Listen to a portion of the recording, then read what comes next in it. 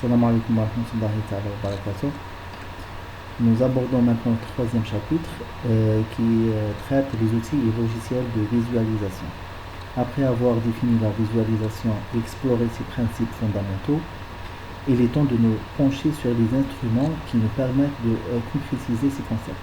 Alors, qu'est-ce qu'un outil de visualisation de données? Tout simplement, il s'agit d'un logiciel fréquemment conçu, spécifiquement conçu pour une tâche cruciale. Transformer des données brutes, souvent complexes et volumineuses, en représentations visuelles qui sont à la fois claires et compréhensibles. L'objectif principal de ces outils est de prendre les chiffres, des textes ou bien des données du type date ou autre type de données et de les traduire en graphique, en carte, en tableau de bord, interactif, etc.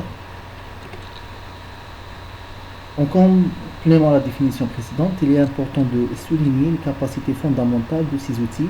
Alors, pour dire qu'un outil est un outil de visualisation de données, il doit permettre les éléments suivants.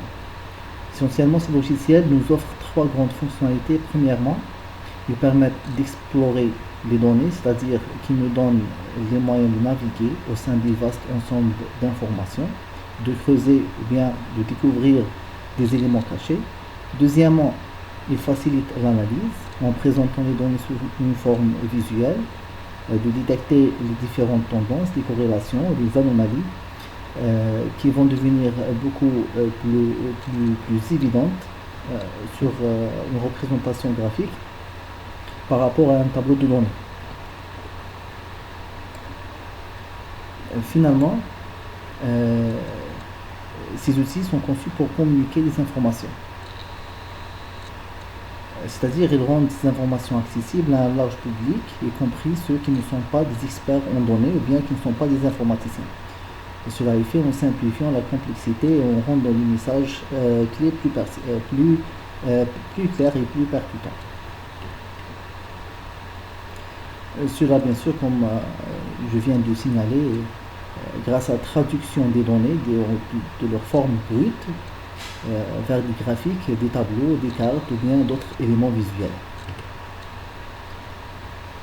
Maintenant que nous avons défini ce qu'est un outil de visualisation et ses capacités générales, examinons plus en détail les fonctionnalités concrètes qu'il propose. Ces fonctionnalités sont essentielles pour passer des données brutes à des aperçus exploitables. Premièrement, une fonctionnalité clé est la connexion à des sources de données variées. Un bon outil de visualisation de données ne se limite pas à un seul type de fichier, ou bien à un seul format de fichier. Il doit pouvoir accéder et se connecter à une multitude de sources. Que ces données soient dans une feuille de calcul Excel par exemple, ou bien dans une base de données relationnelle, ou bien un fichier texte, ou bien un fichier XML, comme nous avons vu les différentes représentations physiques des données. Et il doit pouvoir aussi se connecter via le réseau, ou bien sur Internet, à des API, c'est-à-dire des interfaces de programmation d'application, Application Programming Interface, pour récupérer des données en temps réel depuis le web. Ensuite vient l'étape cruciale du nettoyage et de la préparation des données, comme nous avons vu dans le processus cadre du chapitre 2, parce que les données sont rarement prêtes directement à être visualisées. Alors un outil de visualisation de données doit intégrer des fonctionnalités pour préparer les données, c'est-à-dire il doit inclure des outils pour le nettoyage, pour corriger les différentes erreurs ou bien pour remplir des valeurs manquantes. Il doit aussi permettre d'autres traitements comme le tri pour organiser les données, le regroupement pour agréger les données pertinentes et la transformation si nécessaire pour les amener au format adéquat pour l'analyse visuelle. C'est-à-dire, si vos données brutes ne sont pas dans la bonne organisation, ou bien ne sont pas dans le bon format, il doit vous permettre de changer facilement leur format. Ajouter une colonne, regrouper des colonnes, enlever des colonnes, enlever des observations, etc. Alors, tout ça, c'est une forme de transformation de vos données de leur forme brute vers un nouveau format. Alors, c'est une étape fondamentale pour garantir la fiabilité des visualisations.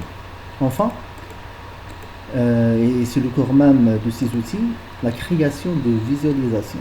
Un outil doit offrir une large palette de types de graphiques pour représenter au mieux vos informations.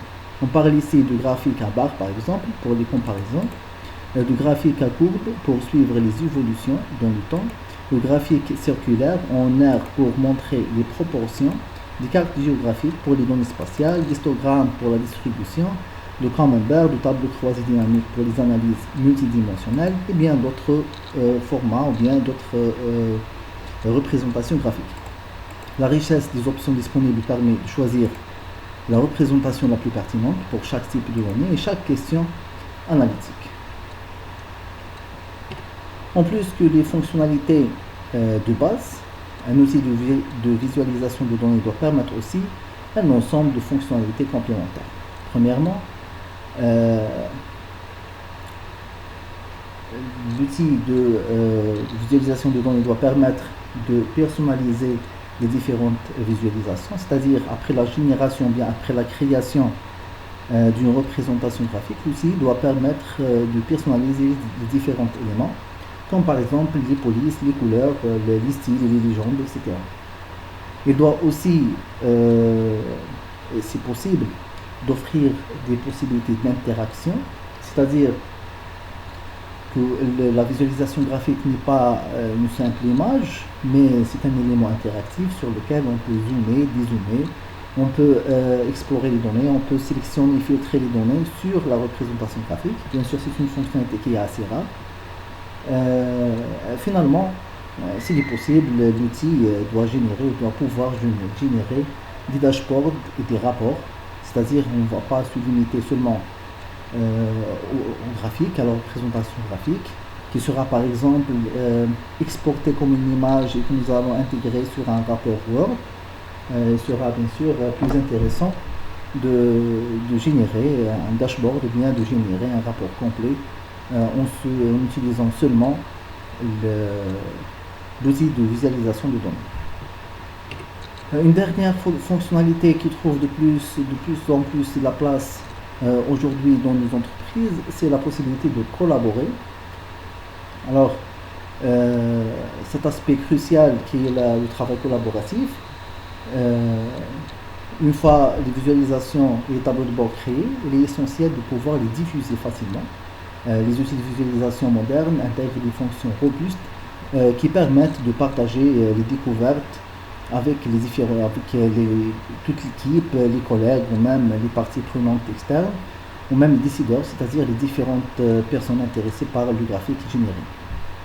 Ceci se fait généralement de plusieurs manières, par exemple par générer une page web ou bien un contenu sur le web et de partager un lien web sécurisé qui permet un accès rapide sans nécessité d'installation ou bien de logiciel pour la visualisation. On peut aussi, cette capacité à partager, on peut le faire tout simplement en utilisant les différentes plateformes déjà disponibles pour le partage, c'est-à-dire on partage le rapport sur une plateforme en ligne qui sera aussi accessible aux gens. Alors cette capacité à partager et à collaborer sur les données est fondamentale pour bien sûr garder un flux de travail fluide, donc de rendre l'information accessible au sein de toute l'organisation ou bien au sein de